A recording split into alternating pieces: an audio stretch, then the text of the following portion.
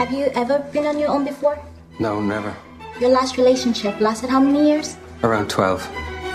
Sexual preference? Women. Is there a bisexual option available?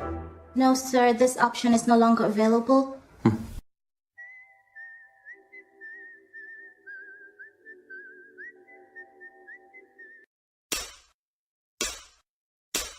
The Lobster is a masterpiece, there's no two ways around it. It might not be for everyone, I wish it was, but there is no denying the quality of both filmmaking and satirical, social/political commentary made in the film. But since this isn't an analyzed review, not now anyways, that will come later in the month, or in November, for now I'm just focusing on the important stuff. The bullet points of the movie, if you will. It's definitely an art film, keeping the audience entertained isn't the film's ultimate objective. Making people think after what the fuck they just watched is the goal. But I should say that you can watch this movie once and enjoy it without needing to fully understand it. It's a lot of fun if you like dark, absurd comedies about how idiotic human brains are. Anyway, let's talk about what the film is about.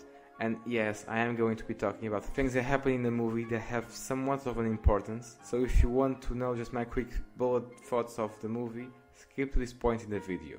So The Lobster takes place in a non-specified dystopian absurdist future. If that sounds complicated and complex, just wait until you see the movie. It tells the story of David, whose wife has been screwing with another man, and in this world, being single is not allowed. Thank God I don't live there. He needs to go to this hotel where he must stay for a certain amount of days until he finds a new partner. If he doesn't find anyone to mate in X amount of days, he will be turned to an animal. So then he might have a chance of mating with another animal of the same species. There's also a bunch of other stuff, but I don't want to spoil the whole movie. This movie is best experienced if you don't know a thing about it. After having watched this complicated work of art, I can say it's not something you'd call normal. Some people might even call this movie pretentious, and I guess it is a little pretentious, but what's wrong with being pretentious? It's not like acting like an idiot with no real goals is going to get you very far.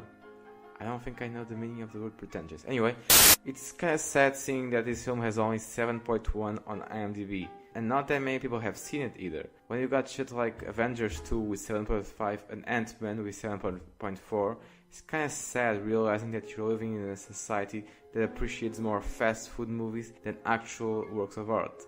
If Kubrick was alive today and making his movies today, they would get the same treatment. Sure, there would be people that would recognize them for what they are, but they would not get the same praise as they do now. I guess that's the positive side of that. It all has to do with time. Time will tell which movies will survive 20 or 40 years from now. And I'm pretty sure it won't be Thor or Pixar. Those movies died after a month when they came out anyway. So I'm sorry I was ranting about nothing that has to do with this movie. It's more shit. Anyway, let's stay with The Lobster. One actor I didn't know was in the movie was this guy, John C. Reilly, who's more known for making stupid movies with Will Ferrell. But I guess this guy knows when he's a part of something actually great. He probably just doesn't like to be on the spotlight. Just like his character in Guardians of the Galaxy, here, in this film, he also doesn't have much to do. He only has a small role, but in the few scenes and sequences that he takes part in, they're extremely funny, some were even hilarious. Lea Seydoux, I don't know if I said that name right. Her name translates in English to sex. She's also in the film, and I can tell without any doubt that this is her best work from 2015. We don't talk about this film, we kill it with fire. She plays the leader of the loners, and now I'm not gonna tell you what loners are. Watch the film. Even though it doesn't take a genius to realize what loners are. Her character is interesting, cold, seductive, and complex, just like I like them. The best character in the film is easily the one played by Colin Farrell. He just seems so dead inside, and exactly the opposite of what a protagonist should be. But it works. I guess if he was playing your run-of-the-mill Luke Skywalker or Harry Potter, this movie wouldn't be so special.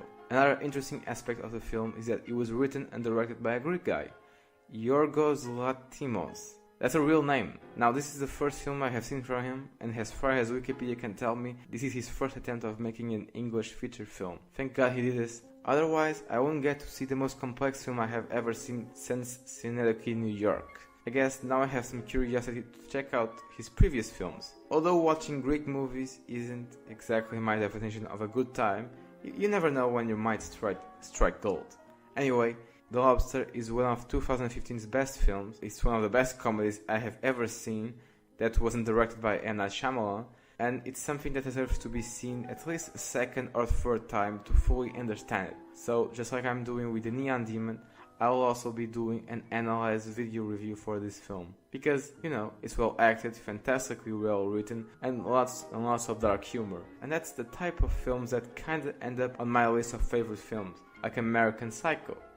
The ending of this film is ambiguous. I'm giving The Lobster a 9 out of 10. Bye!